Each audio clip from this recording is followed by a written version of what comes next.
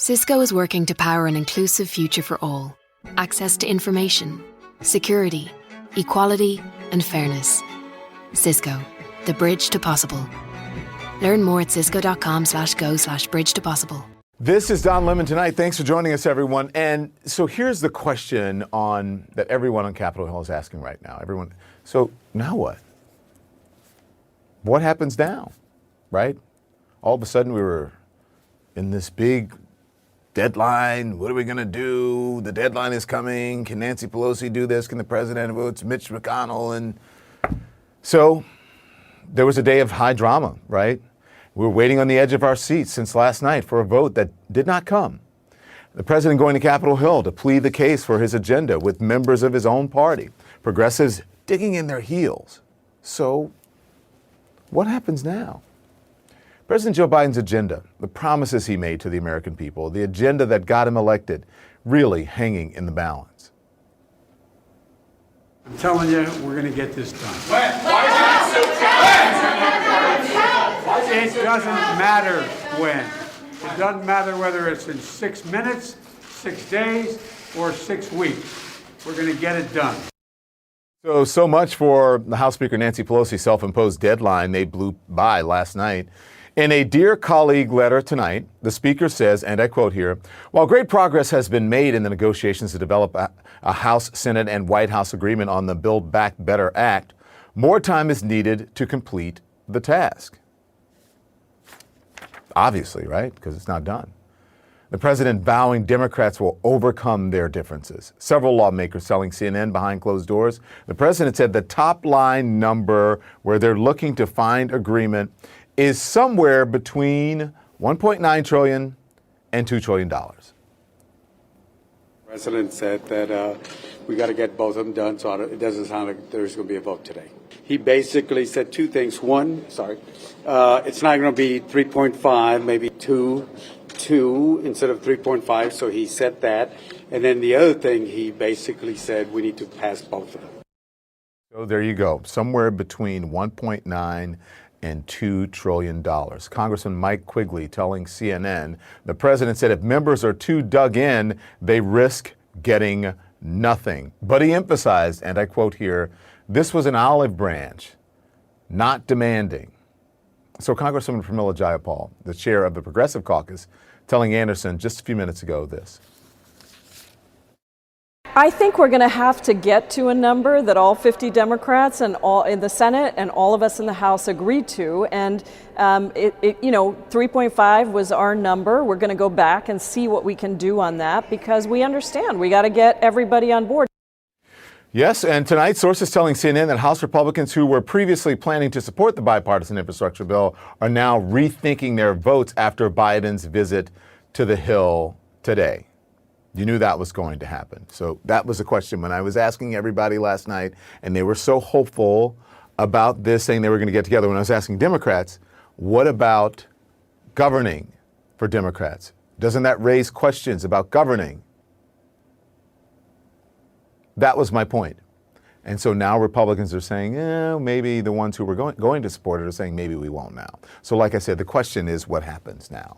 And in the middle of all of this, the debt ceiling still looming. I mean, this is where the urgency should be as well. Maybe the number one priority until this is done, and then focus on the other parts of the agenda. But a House-passed bill is scheduled for a vote next week in the Senate, where Mitch McConnell has vowed there will be no Republican help on the debt. And that means there is a very real danger that the United States could default if Congress doesn't take action before October 18th. It's all just a cynical political game, really. Republicans are determined to force Democrats to go it alone. White House Press Secretary Jen Psaki naming and shaming Republicans playing politics with the debt. Republicans in Congress are treating this like a game. Let me give you some examples. Senator Rick Scott, and this is a real quote, I will note. This is going to be a ball. I'm going to have so much fun. That's about the debt limit. Senator Kevin Cramer, it's sort of fun to watch.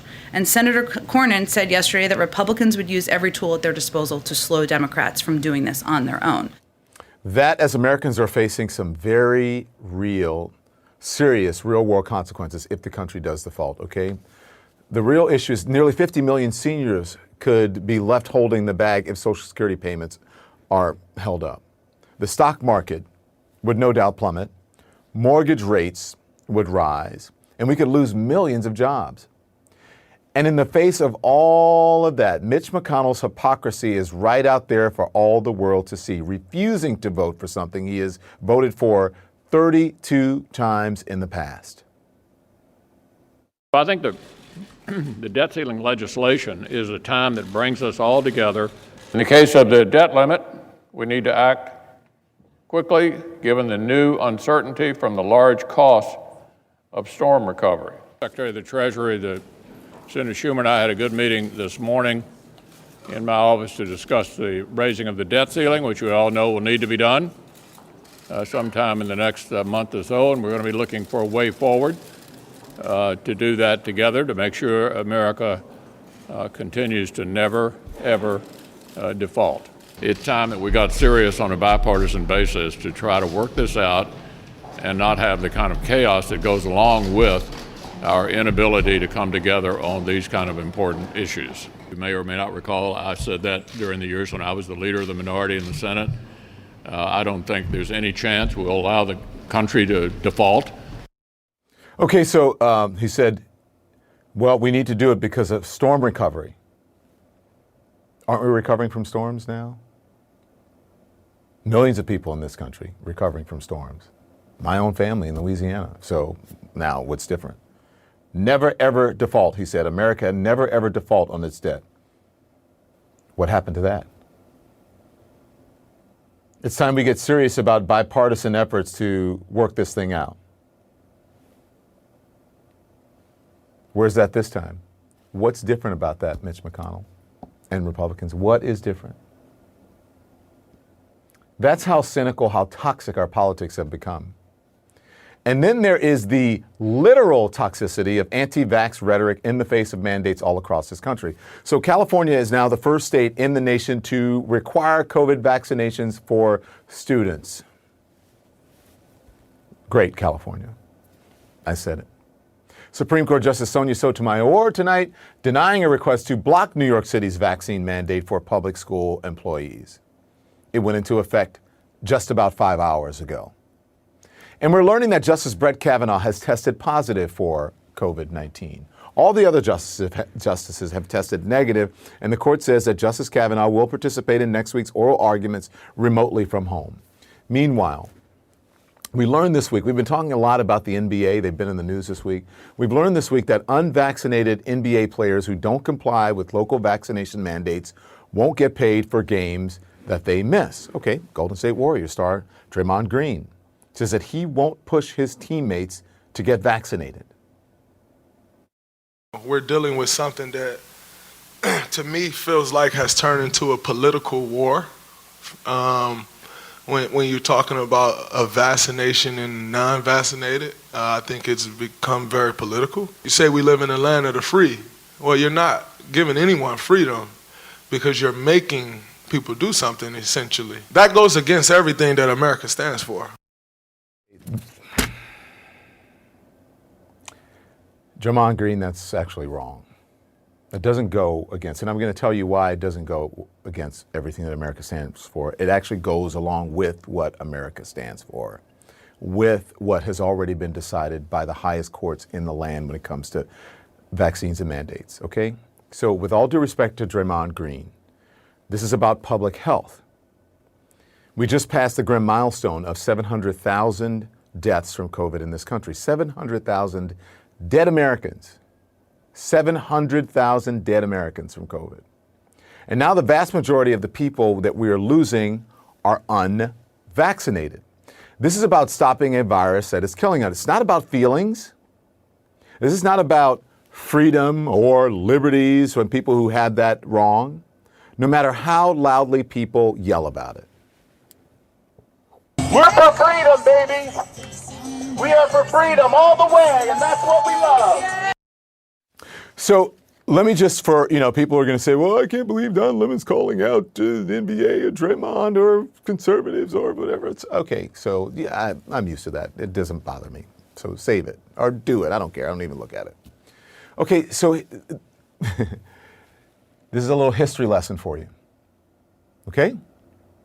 In the early 1900s, when smallpox was running rampant, a man named Henning Jacobson refused to be vaccinated. He took his case all the way to the Supreme Court, where Justice John Marshall Harlan delivered the decision that the law did not violate the 14th Amendment. And writing here, and I quote, "In every well-ordered society charged with the duty of conserving the safety of its members, the rights of the individual in respect of his liberty may at times, under the pressure of great dangers, be subjected to such restraint to be enforced by reasonable regulations as the safety of the general public may demand." So it is not about liberty. It's not about freedom. It is about public health. Have you guys gotten vaccinated? Nope. No. Won't do it. Can I ask why you chose not to? I'm allergic to a lot of things in the chemicals and stuff like that. And freedom. You get to choose. If you can have an abortion and choose your body, I should be able to choose if I get a shot. Has already been tested as well, because in previous cases in history where people refused, they were fined, even if they said they had a health issue about it. In 1922, the court upheld a San Antonio ordinance that prohibited anyone from attending a public or private school without a certificate of smallpox vaccination. So like I said, this is not about feelings. It's not about freedom. What kind of freedom do people want when they say they're not getting vaccinated because they believe in freedom? Do they want the freedom to get sick? Do they want the freedom to be hospitalized, or worse? Do they want the freedom to be lying in an overcrowded hospital, struggling for every breath? Do they want that freedom for the people they love? To be infected with a deadly virus? What kind of freedom is that? Don't do it, but then don't expect to be able to do what everybody else does, the people who are vaccinated. But I want to go back to the question I asked at the top of the show. So now what, right? What happens now with a whole lot of things? President Biden's agenda is still hanging in the balance. He is vowing Democrats will overcome their differences. But should he have gotten involved sooner? Our position is exactly the same as the president's, which is we are going to get both these bills done. And we are going to send them to the president's desk, and it will take us a little bit of time to negotiate.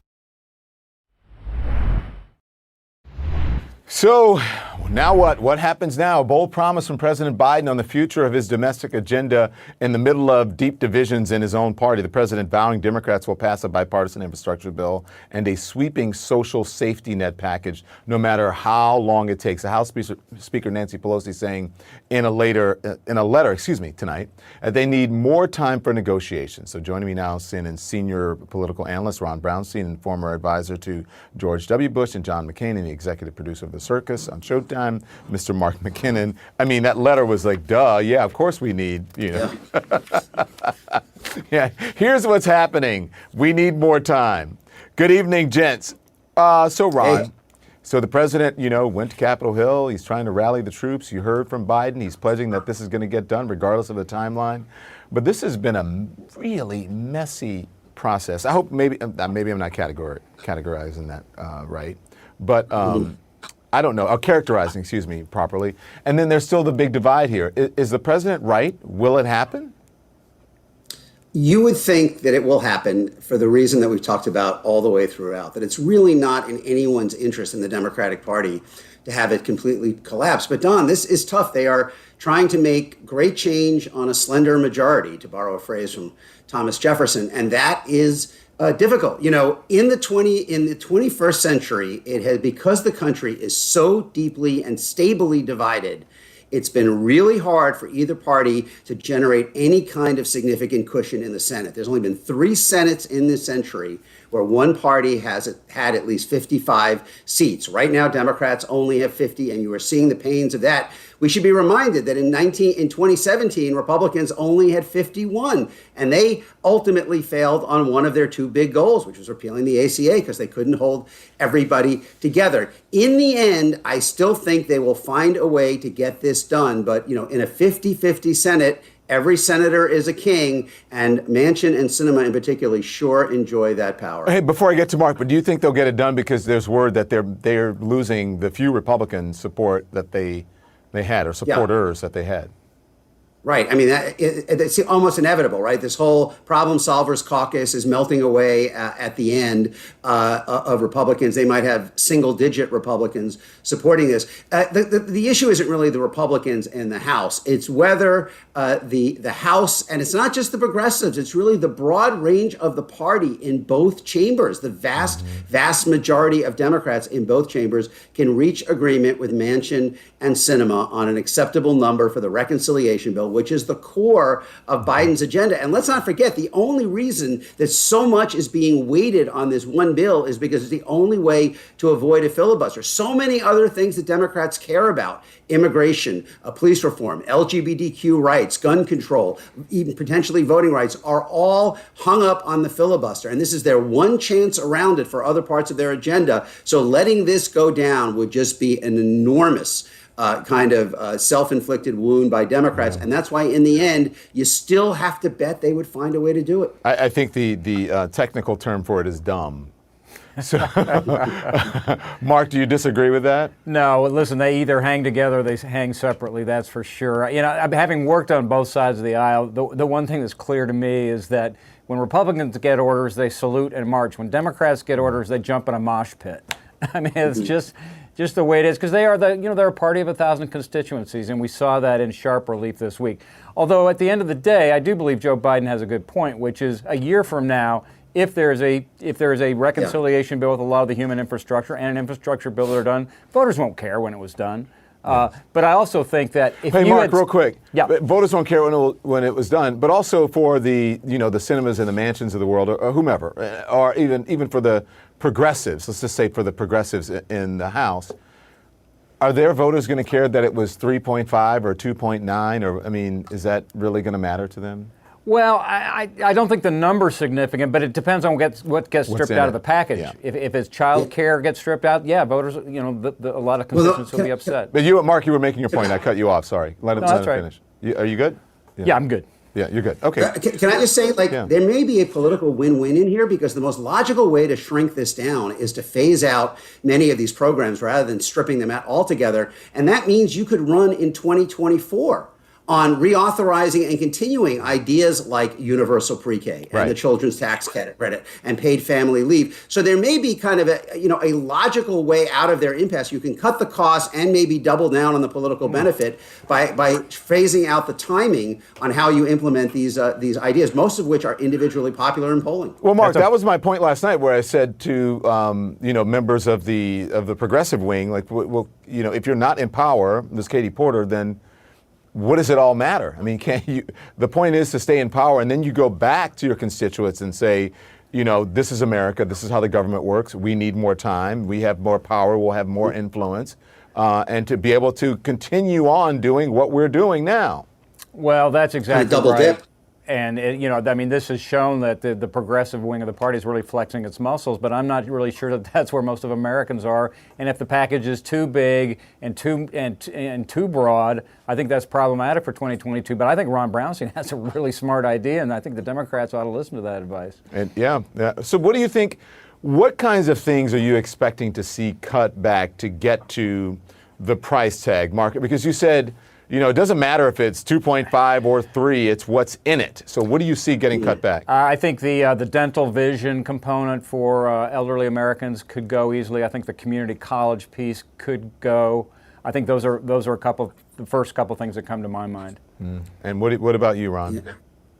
Well, like I said, I think the logic is less to remove things entirely than to kind of play with how long they're in place and try to, in some ways, take the most popular items like the child tax credit, universal pre-K, perhaps some of the health care and child care subsidies, and phase them out as a way to both save money, but also to give you a double dip, because you can run in 2024 and say, look, this monthly payment you're receiving from the child tax credit that's helping you kind of make ends meet and buy sneakers for your kids, that's on the ballot. And that's why you need to maintain a Democratic Congress both in 2022 and a president in 2024. But I also agree that the Medicare expansion will probably come back. Don't forget, they're trying to do two different things here. It's the biggest increase in public investment since the Eisenhower era and Sputnik through the things like universal pre-K and community college. It's also a big expansion of the safety net. And they're trying to do them both at once in one bill, which is kind of crazy, but it's the only way around the filibuster. Just more evidence of how much the filibuster is distorting the way Congress works in this modern polarized era. There's agreement from everyone here, I see. I want to play Terry McAuliffe. He's a gubernatorial candidate in Virginia, the Democratic candidate, going after Democrats in Congress. Here it is. Mm-hmm. I say do your job. You got elected to Congress. We in the states are desperate for this infrastructure money. I work in a bipartisan way every single day. We get things done every single day. And people got to stop the posturing. They should spend less time talking to the press, and they ought to spend more time in a room figuring out how they're going to help us out here. So, Mark, Terry McAuliffe is in the middle of a campaign. Terry McAuliffe is no novice at this. He knows what voters want. The infighting causing Democrats to, I'm wondering if it's causing them to miss the bigger picture, because there's no room for dissent. There's no room for people peeling off or, going the other way on the Republican side. And each minute longer, they stand to do that.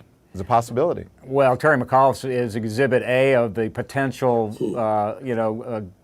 collateral damage of what's going on right now. He's in a very tough race in this governor's race in Virginia, and you can see a little bit note of desperation there. He needs the Democrats to deliver right now. He can't wait. Yeah, he can't. And look, and Terry McAuliffe is also an example of where where most of the Democratic Party is, where they actually win elections. Mark, the upcoming episode of The Circus is all about this.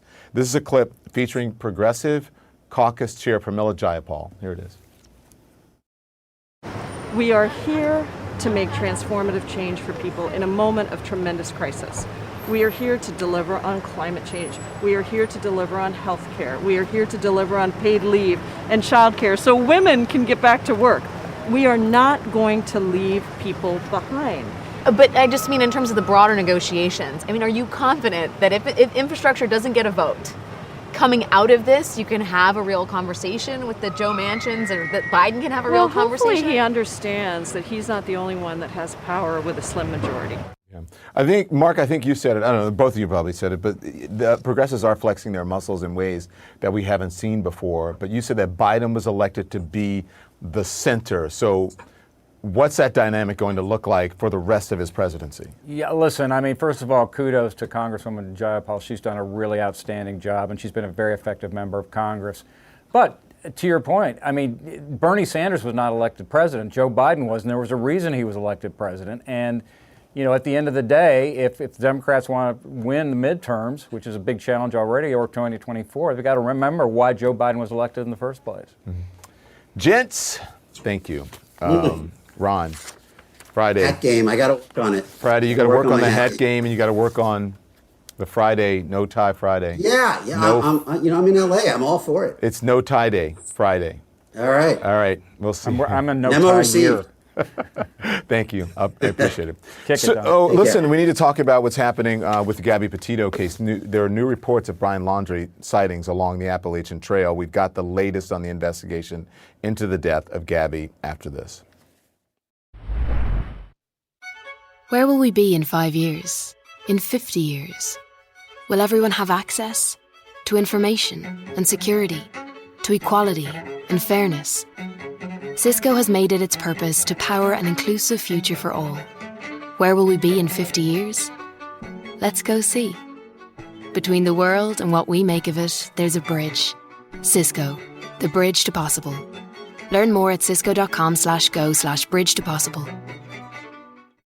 It's summer, which means that millions of people are on the roads, heading to and from vacation. Seeing that check engine light come on can cause major anxiety. It's never a good feeling, especially if your car's no longer covered under a warranty. And if your car is out of warranty, that light can signal expensive car repairs. This is where CarShield comes in. CarShield picks up where your warranty left off, offering vehicle service plans that can cover expensive repairs, like your engine, transmission, and AC, which could save you thousands of dollars. Here's how it works. When your car needs repairs, use your favorite mechanic or dealership, and CarShield pays them directly. That's it. It's not just a protection plan, it's peace of mind. Get a free quote by calling 800-416-6522 or visit carshield.com. That's 800-416-6522 or carshield.com to get your free quote. New tonight, a North Carolina sheriff tells CNN that they are getting tips about alleged sightings of Gabby Petito's fiancé, Brian Laundrie. The alleged sightings happening just miles from a major hiking trail, plus new information about his family's camping trip days before he went missing. Joining me now, former FBI Assistant Director Chris Swecker. Chris, good evening to you. So let's say this Watauga County Sheriff in North Carolina tells CNN that they are getting these tips about the alleged sightings of Brian Laundrie in that area. So I know you know this area. What can you tell us about it? And this is the type of place that Brian could stay undetected for a long period of time. Yeah, Don, I do know the area well. I was a special agent in charge in North Carolina for 5 years, and I actually went to undergraduate school up there. I know the law enforcement and agents up there and the sheriff, and I think they're very much on their toes based on these leads, but they have not been corroborated. They're not very specific. Nothing has been developed that I know of that would actually place him up there. Now, it's not illogical that he would be on the Appalachian Trail or somewhere in a place like that. I wouldn't discount it completely, but he's also been seen in the Bahamas, Mexico, Canada, Alabama, and a bunch of other locations. He's been spotted more than Elvis. or Tupac. So listen, this case has been such a social media phenomenon. Do you think that these kinds of tips are going to help solve it? These kinds of tips can be very beneficial, but they're really it's a difficult task to go through all difficult. Yes, thank you. It's Friday, I get it. It's a difficult. It's just tough to go through all these leads. You got to have a lot of people working on it. You got to separate the wheat from the chaff. What's corroborated? What isn't? What's specific? What isn't? And it just takes a long time to sift through it. Now there are gems in there, but you really have to dig to find them. Yeah. So I want to play this is some new footage. It's from the incident in Utah. Police officers tell Gabby that witnesses have reported that they saw Brian hit her. Here it is. Can I see the other side of your face? So, what happened here and here? I'm not sure. It was first thing Brian. Really fast. I was just trying to get in the back of the car, and his backpack was on the back. Got me. So the backpack got you? So there's two people that came to us and told us that they saw him hit you. There's two people saying that they saw him punch you. We're just independent witnesses by Moonflower. Well, to be honest, I definitely hit him first. Where'd you hit him? I slapped him in the creek. You slapped him first? And then just on his face? You have to kind of just shut up. How many times did you slap him? Romeo, India, Alpha. Just a couple. And then his reaction was to do what? I hung around him so I wouldn't slap him. He just grabbed you? Yeah. So when you watch this video, Chris, what do you take away from that? And should someone have been arrested that day? Yeah, it's heartbreaking, Don. Two witnesses said that she was slapped on the sidewalk near the cafe. She said she was slapped, and then she was grabbed and grabbed her face or hit her, something to that effect. I've said all along this was an incident of domestic violence. She appeared, in my view, to be the captive in a sense. He was sort of the dominant one. He was doing most of the talking. She's very subservient, you could tell. Pretty classic domestic violence. I think this fits into the overall picture of what they're looking at for the homicide, a potential homicide charge. It's a building block And I think there's a lot of other evidence as well. So I'm convinced he's going to get caught. I'm more focused on the homicide investigation and the building of the case against him. You know, we have learned that Brian Laundrie's mother, Roberta, canceled camping reservations for 2 people at Florida Park on August 31st and made new reservations for 3 people at the same park on September 3rd, 2 days after Brian returned home. What question does that raise for you? It raises the question, to me, with a good amount of investigative experience, and I think others in the same boat. Did they know that she was going to be reported missing? He obviously knows what happened. He's planning ahead for his escape, if you will, or going on the run. Are they staging supplies? Are they getting out of the harsh view of neighbors and getting to a place where they can privately set up and stage what's going to happen next? And that's the only explanation I can come up with in terms of why they went to that campground, why the timing of when they were there as well. Chris Wecker, thank you. This won't be the last time we discuss this, unfortunately. Thank you very much. I appreciate it. Yeah. Thank you, Don. Is there a new way to fight coronavirus? A brand new pill could change everything. Stay with us. So breaking just moments ago, it's really a grim milestone. The U.S. passing the heartbreaking milestone of 700,000 deaths from COVID-19. All 700,000 memorialized on the National Mall. There it is right there.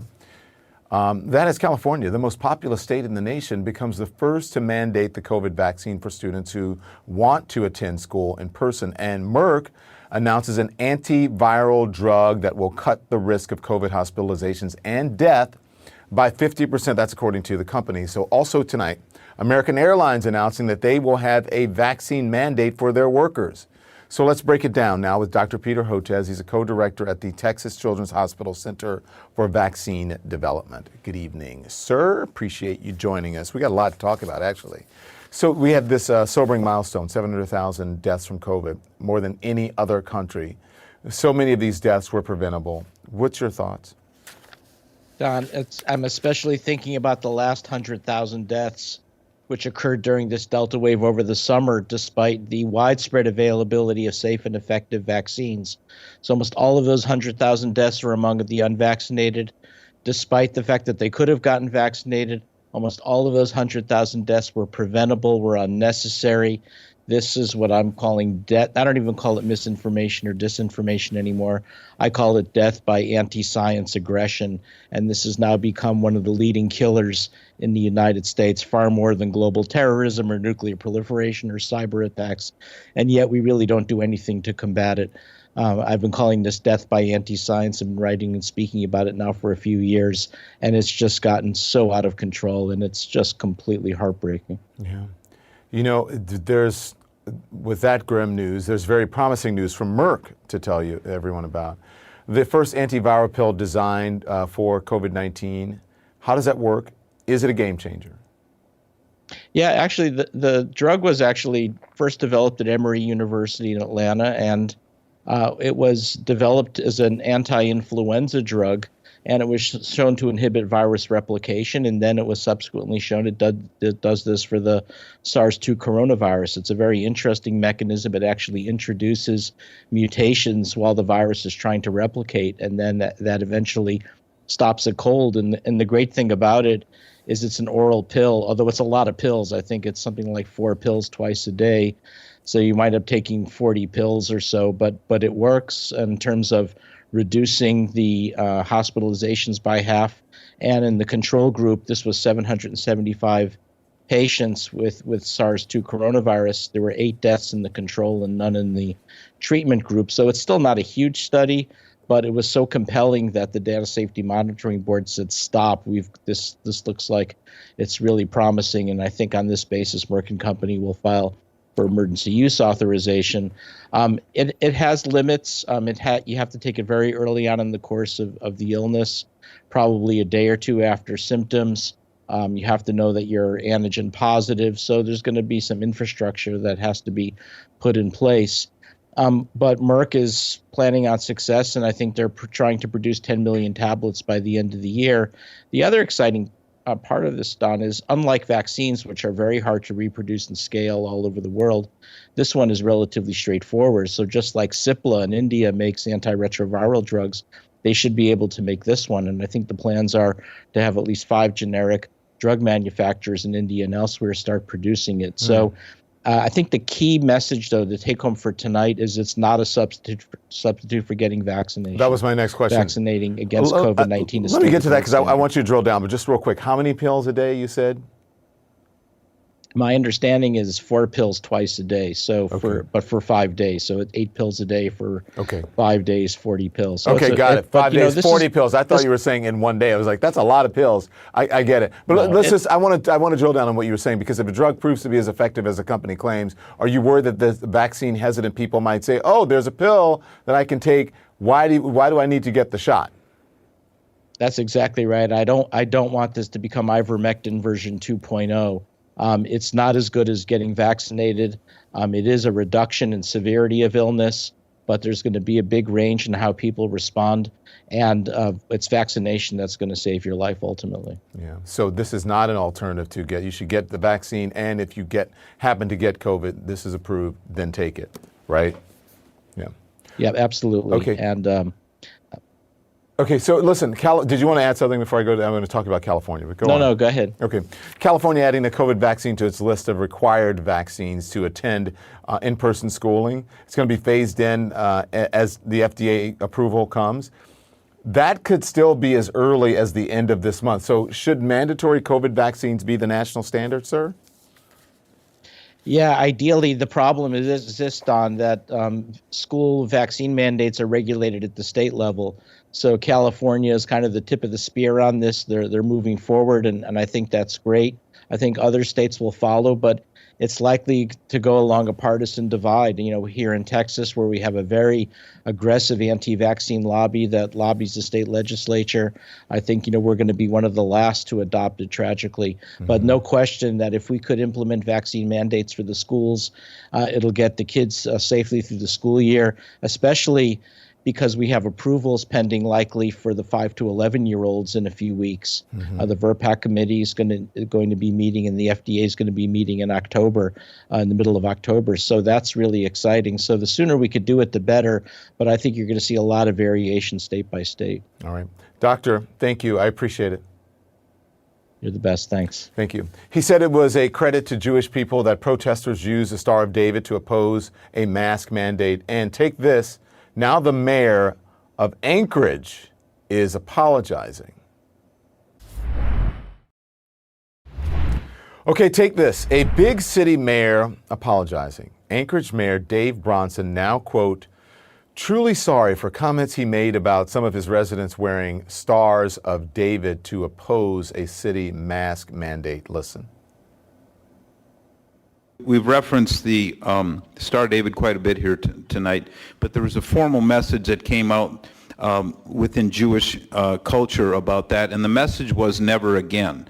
Yes. That's an ethos, and that's what that star really means, is we will not forget. This will never happen again, and I think us borrowing that from them is actually a credit to them. Never again? How about never again referencing the Holocaust when talking about mask mandates? The Anti-Defamation League of the Pacific Northwest condemning the comments as disturbing and offensive.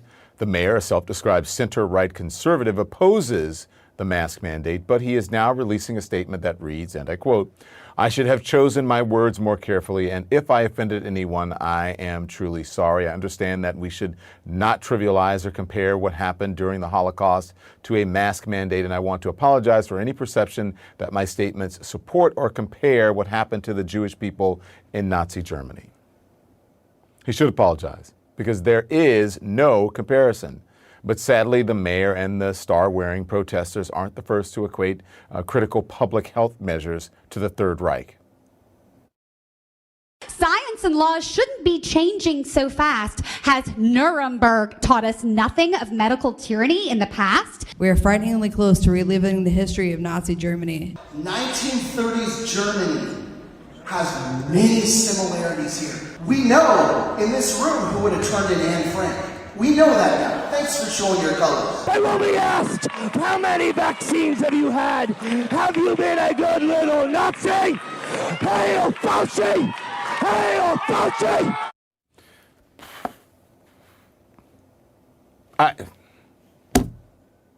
Seriously, what do you say to that? All of it, not just the last guy. And they're saying there are certain things that we shouldn't teach in school? Comparing the murder of 6 million Jews in Nazi Germany to masks and vaccines isn't just offensive, it is unhinged. And yet you hear it over and over and over again, a false parallel pushed by Republicans like, that Marjorie woman. And right-wing media telling their viewers masks are tyranny. So let me make this very clear to you. Vaccines are not masks. Vaccines and masks, are not Nazism. Vaccines and masks are not Nazism. They are not the Jim Crow South. They are life-saving public health measures that keep people and communities of all races and religions across all communities in this country safe. So up next, no deal yet. Democrats say they need more time to negotiate. Can they overcome their major differences to get Biden's agenda through? We'll see. Angie's List is now Angie, and caring for your home just got easier. Whether you need help with routine maintenance or a dream remodel, Angie makes it easy to see reviews, compare quotes, and connect with top local pros who can get the job done right. Plus, you can see upfront pricing and instantly book hundreds of projects. No phone tag, just the work you need done at a time that works for you. Angie's got your to-do list covered from start to finish. Book your next home project today at Angie.com. That's ANGI.com. It seems to happen like clockwork. As soon as a warranty runs out, things break and they're no longer covered. When your car is in that situation, though, you could be staring down thousands of dollars in repair bills. CarShield begins where your warranty ends with service plans that cover those expensive surprises. They pay your favorite mechanic or dealership directly, making the entire process fast and easy. Get a free quote by calling 800-416-6522 or visit carshield.com to get your free quote. This is Don Lemon tonight. President Biden going to Capitol Hill today to try to break the stalemate in his own party over his agenda. But at this hour, still no deal on the massive spending package, and there was no vote on the bipartisan infrastructure bill. Tonight, the House Speaker Nancy Pelosi telling her colleagues more time is needed. Plus, there's possible sightings of Brian Laundrie in North Carolina. We have the details on where some people say they have spotted Gabby Petito's fiance. And the Postal Service is slowing down certain mail service starting today. So will your mail be delayed? I want to bring in now CNN senior political commentator David Axelrod. David, good evening to you. We certainly, for Friday night, we got a lot to talk about. Yeah. President Biden vowing to get his agenda through. Listen, and then we'll talk. I'm telling you, we're going to get this done. It doesn't matter when. It doesn't matter whether it's in 6 minutes, 6 days, or 6 weeks. We're going to get it done. So Democrats got this far because they had a deadline. Now they don't have one. So what happens if this drags on? Well, they don't have an immediate deadline. The time is pressing in on them, and I think they all understand that they have to come to an agreement on. He's not wrong. I mean, we tend to judge things in the moment. If he gets a deal, people aren't going to grade him on style points or speed. They're going to grade him on the deal itself and the fact that he got one. So he's not wrong about that. But this is like kind of maneuvering an 18-wheeler into a loading dock. I mean, you have to go to the left, a little to the right. If you go too fast, if you turn the wheel too much, you can have a kind of a wreck. So that's the process they're engaged in now. I continue to believe that every Democrat there, whether they're moderates or progressives understand that walking away with nothing is just a disaster for everyone involved, and so they'll find a way. That? I'm sorry? Do you think everybody understands that? I by and large, I think yes. I think they do. Everybody has skin in this game, and you know what we've seen is, and I've said this to you before, Manchin and Sinema have taught a lesson in leverage, and everybody's trying to use their leverage there to get their priorities in these packages, particularly in the reconciliation package. Some of the moderates are fighting hard for this infrastructure package. But I think all of them understand that it would be a catastrophic failure for Democrats if they walked away with nothing when they have a chance to do something historic, whether that is at $2 trillion or 3.5 trillion. And of course, the priorities matter, and that's what people are fighting over. And that's a longer discussion than they could probably have this week. Yeah. But I think Biden is right to be confident, but it's going to be a very arduous process because people do feel a sense of urgency about particular priorities, and they're using their leverage to get them in this package. But don't they stand a chance of losing support on the other side if they let this drag on, and people who are saying, well, you know, if Democrats aren't really going for this, and I, as a Republican, why am I doing it? Because a few House Republicans who were previously planning to support this bill, the infrastructure bill, are now rethinking their votes after Biden's visit to Capitol Hill. I think it's now clear as ever that the bill will be linked to reconciliation. What happens if the GOP pulls support for infrastructure? Well, that puts more pressure on Democrats to be unified on the infrastructure bill. And the progressives have said they'll vote for the infrastructure bill once they have an assurance that there's going to be a reconciliation bill. And I think that's really where we're at right now. They need hard assurance that there is a bill. This is what the bill's going to look like. The Senate's going to vote on it. The House is going to vote on it. 50 Democratic senators in the Senate are going to vote for this reconciliation bill. I mean, these are the assurances that they're looking for. And then they will vote for the infrastructure bill. But yes, there's risk. Remember how, when Biden linked these bills in the first place, there was a tremendous hue and cry among Republicans, and on the Senate side, it threatened the bill. Yeah. But I don't think I think they'd love to have House Republicans on that bill, but they shouldn't be necessary if Democrats ultimately are unified. Yeah. Thank you, David. I'll see you next time. Appreciate it. All right, bro. Thanks. So joining me now, Democratic Congresswoman and Vice Chair of the Progressive Caucus, Sheila Jackson Lee. She was in the meeting with President Biden today. So good to see you. It's been too long. Long time no see, as they say. So thank you for joining us on this Friday. And when I don't see you, I know it's busy and you're getting things done. So it sounds like progressives heard what they needed to hear from the president, that he wants to pass both bills together, but he is also saying, according to lawmakers, the reconciliation package will need to be somewhere between $1.9 and $2 trillion.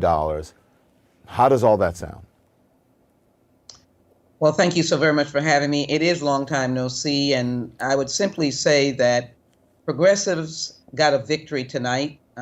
Members of the Black Caucus or the Black Caucus and other caucuses that are focused on the needs of vulnerable people, we got a victory tonight because, in essence, we stood fast so that the president's agenda could move forward. The very agenda that you know, Don, that he campaigned on, and the very agenda that really speaks to a seismic amount of vulnerable people in the United States. What he wants to do is life-changing. I think what I heard today in the meeting was an affirmation of the work that was done by all of those who insisted on the two bills being one, and as well the president's commitment to work with us. And I love that phrase, 6 minutes, 6 days, or 6 weeks. It'll be before that. But frankly, this gives us the opportunity to focus on the priorities, to get the Build Back Better bill right, and really his work in the Senate for all senators, Democratic, and if there's ever one Republican, we welcome them, to get it right for the American people. That's our job. I want to put up this graphic showing what the wish list is for Biden's Build Back Better plan. Things like universal pre-K, free community college, paid maternity leave, expanding Medicare, measures to address the climate crisis. What are you willing to trim to get the cost down? Well, here's what I think has to happen. First of all, we need to see what programs the Senate are going to offer. We can't do a percentage cut. We can't do a across-the-board cut. Programs don't work that way. So we're not prepared to slice and dice. We want to hear what the Senate has, but I will tell you our priorities include housing, lowering the drug costs, and creating the care economy. Congressional Black Caucus is concerned with the federal Medicaid, what was dropped off for 12 states when we did the Affordable Care Act, historically Black colleges, and of course, all of us are focusing on the crisis in the climate. So I frankly believe that we're closer than we think, that we have the opportunity to look programmatically and get the gist of what we're trying to change lives with. One of the elements in the Congressional Black Caucus is, of course, the maternal health, Black maternal health mortality, and we're improving that. So with the leadership of what we've done in the Progressive Caucus, holding the line, having the votes that would not move until we put these two bills together, and the president was, in fact, I believe, welcoming of where we are today and ready to roll up his sleeves and get this done. Someone said, do your job. We did our job. Yeah. Now we've got to continue to get the bills passed and hand it off to the American people. Just to be clear, because listen, I think you said this, and maybe I just didn't hear it. I don't hear so well all the time. Sometimes I talk too much. But just to be clear about one thing, are progressives still only willing to pass infrastructure as long as a social safety net plan passes the Senate, or will seeing a framework be enough? We want to do what the president indicated, and the president indicated that the two bills are together. Got it. And we believe we can do that. And that means that as the infrastructure bill is already ready, Don, you know that, we can get the Build Back Better bill ready. The Senate can pass it, and then we can pass it in the House, and we'll be able to pass both bills at the same time. And we will not be delayed, so much so that the American people will be at a disadvantage. I think that should be very clear. We're getting our job done, but we're doing it the right way. Hey, listen, thank you so much. And as they say, don't be a stranger. It's good to see you. Thank you for having me. Have a good, wonderful weekend. You as well. I want to bring in now. We're working hard. Thank you very much. I want to bring in now presidential historian John Meacham. He is the writer and narrator of the podcast, It Was Said. John Meacham, good to see you, sir. Doing okay? I'm in one piece. How are you? So what a week, though. What a week politically. I mean, I'm doing very well. Thank you very much. So President Biden is vowing to get these deals done and says that the timeline isn't important, as important as the folks in the media are making it out to be. That's what he says. So when it comes to his legacy, will anyone really remember all of this wrangling and infighting, if these bills ultimately get passed? Because someone just mentioned that before. I think it was, who mentioned it? It may have been Ron Brown. So I don't remember. David Axelrod. So David Axelrod, there's my memory. So David Axelrod just mentioned it. I remember the Affordable Care Act, and there was a lot of wrangling, but I was also on the anchor desk the night that it passed. And, does anybody remember that? They just remember that it's Obamacare and the Affordable Care Act, and it's the law of the land. No, that's exactly right. President Clinton used to always say that presidents usually get one sentence, and if they're lucky, they get two. Lincoln saved the Union, FDR beat the Depression, won World War II. And so, no, I don't think a couple of days, weeks, whatever the president said today matters very much. I think what does matter is that the Democratic Party and the president need to prove, as they put it, that democracy can deliver. And I think that this is an enormously consequential moment. I think one of the things I'd urge all of us to do is try to resist an analog instinct for analysis. Mm-hmm. That is, who's up, who's down, who won the week, who lost the week. That defined our ethos for a long time, but that was before 2017. It's like sports reporting, right? The 50-yard line, and they did this, and these are the stats. But go on, sorry. Yeah, and it's understandable. It's entertaining, and that we should be honest about that. That when you follow these things as closely as you and I do, and so many other people, then there's an instinct to do that. After January 6th, in an era where 55 to 60% of Republicans believe a free, full, and fair election was stolen, then this is not an analog era. And I do believe that it's hugely important that Washington show that they can deliver for the 81 million people who decided that Joe Biden should be at the pinnacle of power and not his predecessor. So, John, Representative David Cicilline told reporters that President Biden talked about how his paintings of Lincoln and FDR hung up in the Oval Office, with Cicilline saying that a deeply divided country and the biggest economic transformation, which is the kind of moment that we're in right now. What do you think of that? Well, President Biden was generous enough to ask me back during the transition what I thought should hang, make recommendations for what should be in the Oval Office. And FDR is there over the mantle, not least because the argument is that in 1933, democracy was in peril. There were authoritarian movements on the move around the world. There was a question about whether democratic capitalism would survive that decade. Over his left shoulder, as he sits there, you see Hamilton and Jefferson. And that's to remind people that we've been fighting like this from the very beginning. Hamilton once said, or Jefferson said, that he and Hamilton were like two cocks in a pit in the first cabinet, always fighting. And Washington and Lincoln are on the other side. Washington helped found that union. Lincoln helped save it.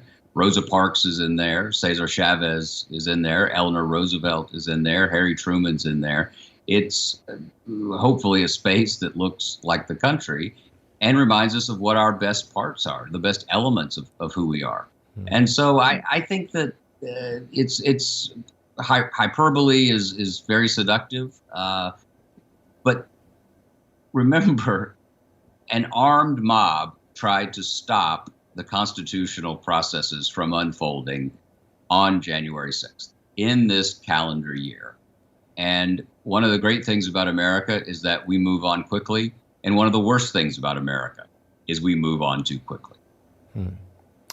Democratic Congressman Mike Quigley described Biden's Hill meeting as an olive branch, that he wasn't telling people what to do. So, but how does Biden's negotiating style compare to other presidents?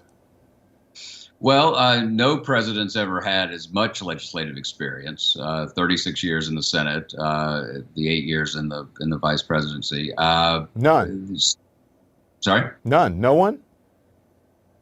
Yeah, we've never had a 36. No, Wow. No one with that legislative experience. No. He's our oldest president. He's our most experienced legislator. Been in public life since 1972. And so he's been around a lot of these things. And I can't think of anybody with comparable experience who's been there. Experience doesn't necessarily translate into success, but he knows where the men's room is on Capitol Hill. Okay. John, what about the optics of the president on Capitol Hill, meeting with all these different groups within his party? Does he look like he is in control or losing it to progressives? Look, I like seeing the president on Capitol Hill talking to people. I think it's really important. So I don't, maybe I characterize that wrong. I'm not sure if you see it as losing to progressives. It's a good question. I suspect people in America today, we read into things what we want to read into them. I think people who like President Biden see that as a wise thing to do, go up and look folks in the eye. As we know in our own lives, it's harder, particularly if you're a politician, to tell somebody no when you're looking at them. It gets easier when you're writing or on the phone. And so remember, a politician's unit of commerce is to create the appearance of a bond of affection and respect that then manifests itself in a vote. Right? That's what politicians do. They like the notion of fighting, but when they're in a room, it's very hard to be in a room with a lot of politicians because everyone's embracing, right? It's the most un-COVID thing you can imagine. And I think having him there was a signal of the significance that he ascribes to this moment. And if it makes a difference, we'll see it in the vote. John, thank you. Have a good weekend. Always a pleasure. You too. Thanks. So where is Brian Laundrie? Well, there are new reports of multiple sightings all along the Appalachian Trail. So tonight, a North Carolina sheriff tells CNN that they are monitoring tips about alleged sightings of Gabby Petito's fiancé, Brian Laundrie. The alleged sightings coming just miles away from a major hiking trail. That as new questions are cropping up over his family's camping trip days before he went missing. Gene Casares has the latest. New questions tonight about Brian Laundrie and his interactions with family in the days around the disappearance of Gabby Petito. Brian and his parents visited the Fort DeSoto campground the weekend of September 6th, according to their attorney, who now tells CNN Brian's sister Cassie was also with them for a day. Cassie spoke to ABC News in an interview that aired September 17th. I haven't been able to talk to him. I wish I could talk to him. I've cooperated every way that I can. CNN obtained records showing Laundrie's mother canceled a camping reservation made for 2 people on August 31st, the day before Brian returned home without Gabby. Later that week, she made a new reservation for 3 people. This is new body cam footage is providing insight into the strained relationship between Gabby Petito and Brian Laundrie. Officers in Utah caught up with the couple in mid-August after a witness called police to report a domestic dispute. So there's 2 people that came to us and told us that they saw him hit you. In the back of the police car, 22-year-old Petito tearfully claims she is the one who initiated that fight. After a few quick questions about her injuries, Kind of looks like something like hit you in the face.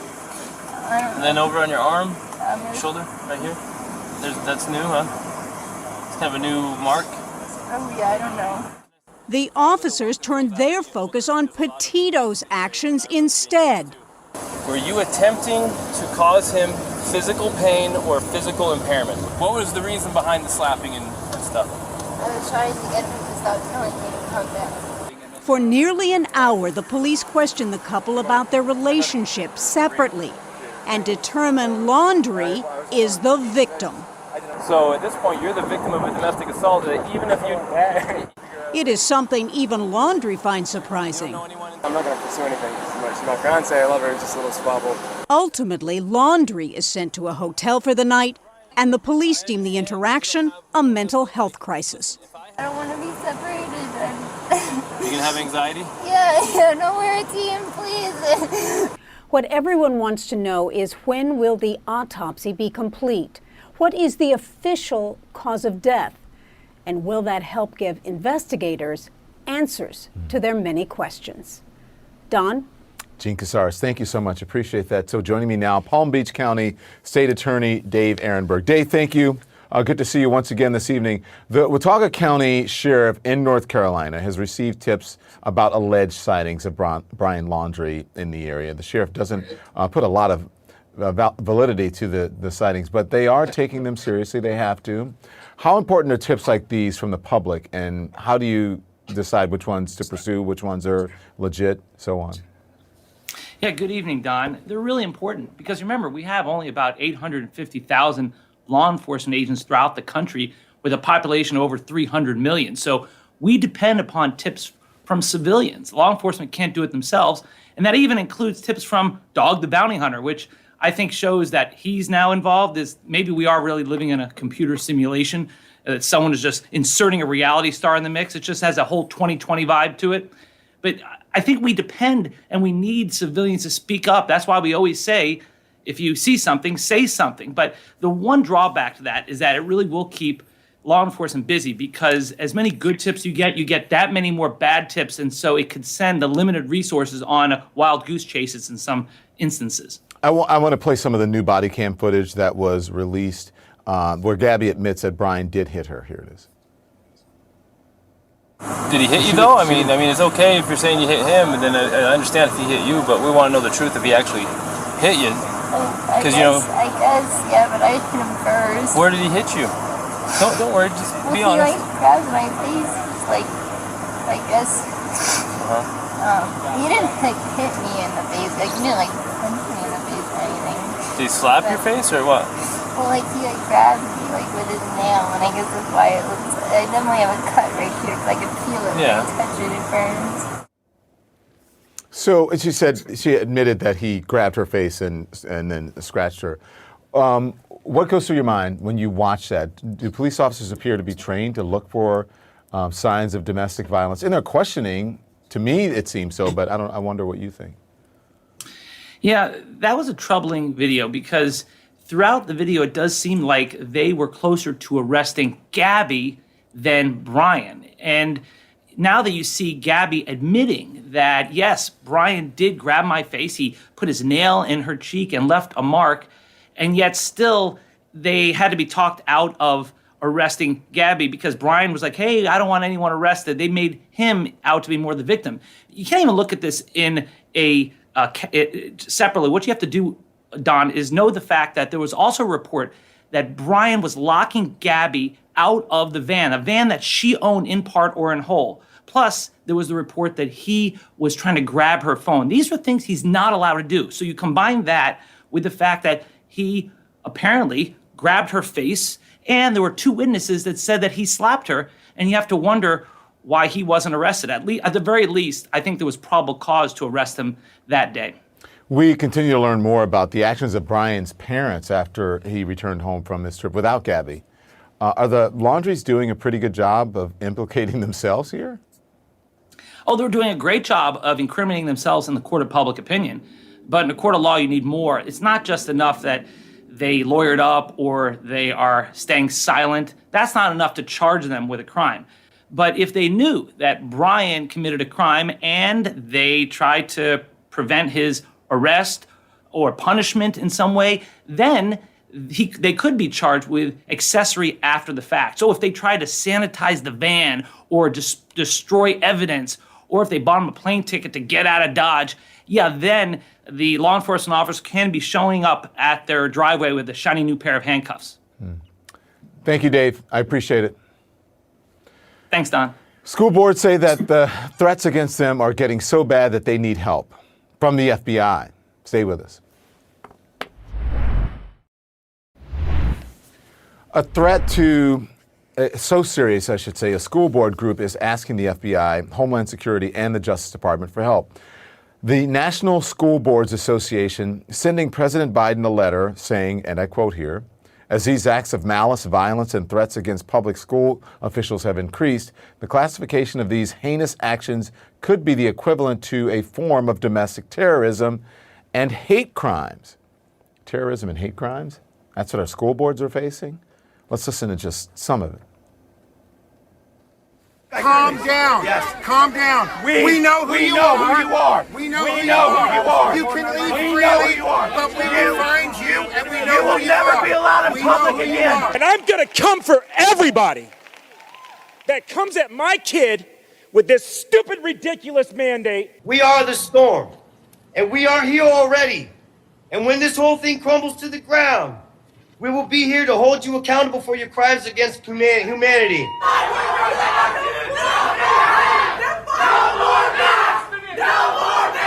Okay, right here. Look, right here. So as you can see, fists are now flying. All of this on live television. Fists are flying. You are allowing child abuse. You are allowing child abuse. You are allowing child abuse. You are allowing child abuse. You, with your snotty little face, you're allowing it as well. Parents. Join me now to discuss Chip Slavin. He is the Interim Executive Director and Chief Executive Officer of the National School Boards Association. Also, Nikki Hudson, a member of the Worthington, Ohio School Board. Good evening. I'm so glad both of you could join us this evening. Parents always acted that way. I have no idea, but this just seems just beyond. Nikki, you personally have been on the receiving end of some of these threats.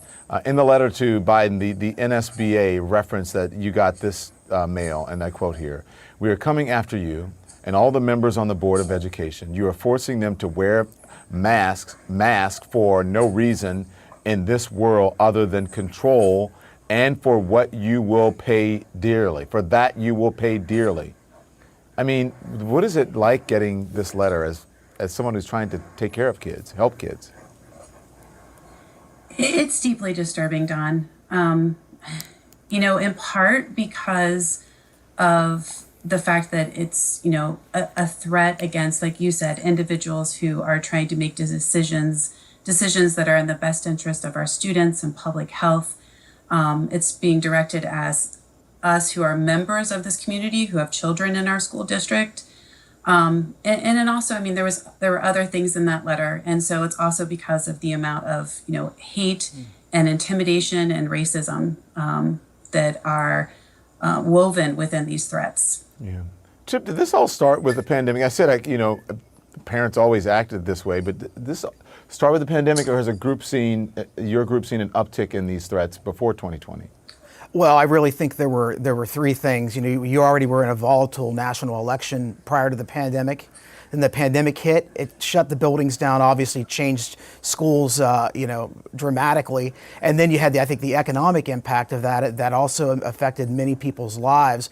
And I would say, though, that this isn't necessarily parents. I think it's rogue individuals who are showing up at these meetings with a set of agenda.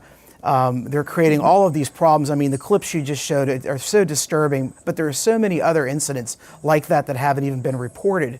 And what we want to do is try and get the nation to take a step back, to take a deep breath, to get back to that concept that we can disagree, but then the meeting ends and we can go away agreeably. We've got to get back to that civil discourse. Whatever your position is on masks, whether you're pro-mask or anti-mask, we can't have these disruptions. Our children are watching all of this, and frankly, they're the ones that are being the good influence right now. We need to follow their lead to get us through this pandemic. Yeah.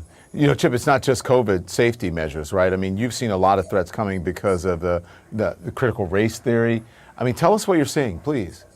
Well, we're seeing a lot of things. For example, critical race theory is not even something that's actually taught in K-12 schools. It's a subject taught at the high level in law school and graduate schools. So we're combating that misinformation around things like that, around various things related to the pandemic, and trying to protect students when they're in school, to protect the teachers, and to make sure, importantly, that there's a positive environment for students. When we have schools being locked down in Washington State because protesters have showed up while the students are inside trying to learn, that is a real problem, and they're not isolated incidents. And we simply need to do something about it, and that's why we sent the letter, was in part to just call attention. We cited about 20 incidents in this letter. We could have cited a lot more. But we also do believe that there is a proper role to support local and state law enforcement in public schools from the federal government to make sure that we're getting the best information, we have resources available, and that we're all following this issue closely and staying in coordination with each other. Nikki, beyond the threats, this has to be a very stressful time for you and for your colleagues. The pandemic has been stressful for everyone. You had to make a lot of decisions with little and often changing information to keep students safe. And staff safe, as a matter of fact, and your community. Mm-hmm. So what has that been like? What do you want people out there to know about what you guys have been doing and what you're dealing with? I want people to understand that, we're humans who are doing our best, right? To understand that we have been through the pandemic as well, and we make the best decisions we can with the information that we have, like you said, for the best interest of our students and our teachers and our community, because what happens in the school then impacts the families at home and vice versa. And, in the words of my 12-year-old, when we were talking about this tonight, she said, it's as if people don't understand there's an actual human on the other end of their actions or their words. So I agree with Chip. It is a time to remember that we need to engage civilly and with respect and decency, and that it's okay that we disagree. We need to do that and model for our children that we can do that in a productive manner and in a manner which we can actually hear each other. And you can't hear people who are screaming at school board meetings. You can't hear people who are doing the Nazi salute at school board meetings and equating you to Nazis because you have a mask mandate for public health. I don't feel like that is an attempt actually to be heard. I think it's an attempt to make a show. And the letter says, it's not just a show. It's, we're going to come after you and get rid of you one way or the other, and then we're going to run people against you. So, and it's across the nation. Yeah. Nikki, Chip, thank you for your time. Please keep us updated, okay? You please be safe. Thanks so much. Thanks so much, Don. Yeah. So he had a heart attack and a traumatic brain injury after being assaulted at the Capitol. And now the man who assaulted Officer Michael Fanone is being charged. More next. A federal judge has ruled that a man charged with assaulting D.C. Metropolitan Police Officer Michael Fanone will remain in jail awaiting his trial. Prosecutors say Thomas Cibic was spotted on police body camera footage ripping away Fanone's badge and radio while he lay on the ground outside the Capitol. Fanone collapsed after the attack and was hospitalized. U.S. District Judge Amy Berman Jackson says that Cibic took, quote, unique, purposeful, independent actions to reach in and grab at Fanone's equipment. Officer Fanone has talked on this show about how horrible that day was. Yeah, I mean, I experienced the most brutal, savage, hand-to-hand combat of my entire life, let alone my policing career, which spans almost 2 decades. It was nothing that I had ever thought would be a part of my law enforcement career, and nor was I prepared to experience. Officer Fanone was tased. He had a heart attack and a traumatic brain injury. He was left on the ground before a fellow officer could save him. But Cibic has argued in court that he tried to help Fanone in all the chaos. Well, the judge not buying it, though. She says, and I quote here, "He may be a helpful human being in life, but he was not helping on January 6th. Next, massive delays coming to the post office with the Trump-appointed postmaster still at the helm. What you can expect and why, right after this. Starting today, Americans across the country could start seeing slowdowns in mail delivery from the United States Postal Service. The slowdown, part of the controversial Postmaster General's plan to modernize the USPS. CNN's Kristen Holmes has all the details. After more than a year of complaints nationwide about the snail-like pace of mail delivery, they should figure out a way to get it there on time. It's about to get worse. I feel like we already wait so much. The cause? Trump-era Postmaster General Louis DeJoy's 10-year plan starts today, and it promises to increase the delivery time for first-class mail from 3 days to 5. Experts say this will mostly affect mail traveling long distances, the Postal Service relying more on ground transportation than planes. According to a Washington Post analysis, Western states will experience the brunt of these changes. 70% of first-class mail sent to Nevada will be delayed, 58% delayed to Washington State, and 57% to Montana. Florida will also see massive delays, with 60% of deliveries. DeJoy says the plan will save money. It is a path to financial sustainability and service excellence.